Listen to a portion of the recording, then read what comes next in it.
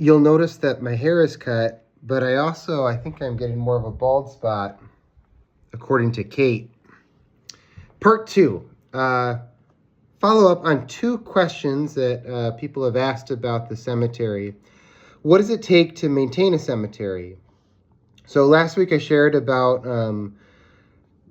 $125,000 that we've raised for the cemetery towards replacing the road, which is great, and that the 2 additional sections are on the docket to be completed, so that'll be great. And also the fundraising gap then between what it costs to operate a cemetery and what our ordinary income is. So here's a popular question. What does it actually take to operate a cemetery? And the first thing that probably comes to mind is mowing. Keeping Mount Olivet mowed and trimmed, it's a pretty significant job, and I'm very grateful for all the hard work that goes into that. But there's actually a lot more that goes into it as well. There's spraying and weed control. We have tree care on occasion, especially if storms come through, landscaping at different times, snow removal in the winter. We get lots of snow, and it takes time and effort. At times there's keeping the road and the grounds maintained.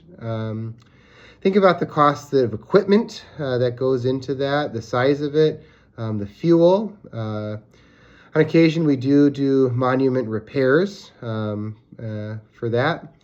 Supplies, insurance is an expense, and the administrative expenses.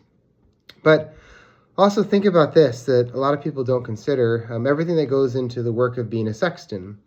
So a sexton is one who takes care of the day-to-day operations of the cemetery. And all the burials that we do, they have to be coordinated. We have to make sure we bury people in the right spot. So we have to get the graves carefully located. We have to keep careful records. We have to sell the lots. We have to place the monuments properly and ensure that there's good communication between the funeral home and the families. Now consider this in light of how many burials there are at Mount Olivet each year, and it's easy to see that there's a lot that goes into this, and much of this which happens behind the scenes. So, another question some people have asked is, why not establish a similar effort at our other cemeteries? Short answer is we could. It depends what the needs are and what's the most pressing priorities.